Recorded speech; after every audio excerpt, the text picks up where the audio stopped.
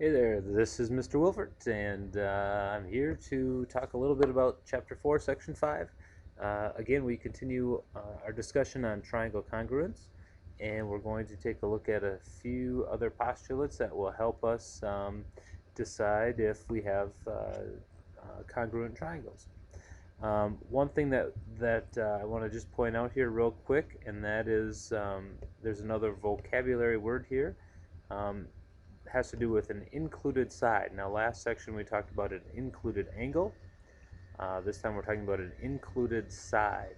And an included side is when we have two angles here, and what we're talking about is the side between those two angles. So the segment PQ would be the included side between angle P and Q. So what we want to do is take a look then at our first postulate of congruence, and that is the angle side angle congruence postulate. And this is saying if two angles and the included side of one triangle are congruent to two angles and the included side of another triangle, then the triangles are congruent. So you can see it involves this included side thing that we talked about up here.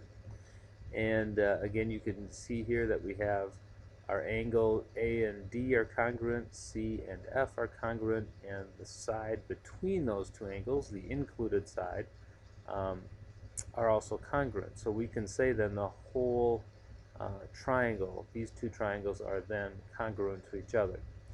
Again, be very careful on how you're labeling things here. Notice that angle A and D are listed first, and they're two congruent angles. So again, make sure that you're watching for that. If we go to the next page here, there's a nice long word problem there for you to read through. Another example here of applying the angle side angle congruence. And again, you can kind of read through that. Now, be careful again, some of these things might seem a little bit obvious as you read through them, that two triangles are going to be congruent here. Again, pay attention to how you're labeling things. That's very important. Another little construction application problem here. It's kind of interesting. And if we go to the next page, the next theorem then this time has to do with the angle side theorem. And basically this is going to tell us that if two angles and a non-included side of one triangle are congruent to the corresponding angles and non-included side of another triangle, then those triangles are congruent.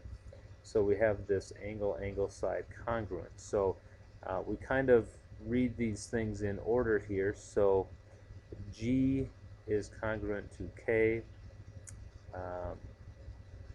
They have H congruent to L, and then J congruent to angle M.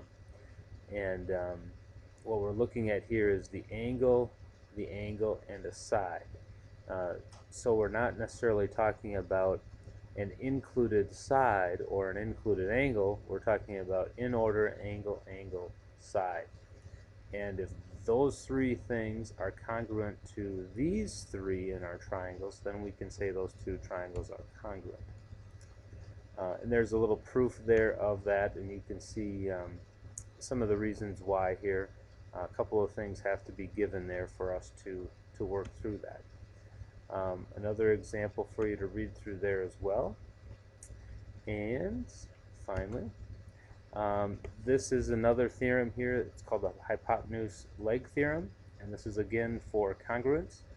If the hypotenuse and the leg of a right triangle are congruent to the hypotenuse and the leg of another right triangle, then those two are congruent. And this kind of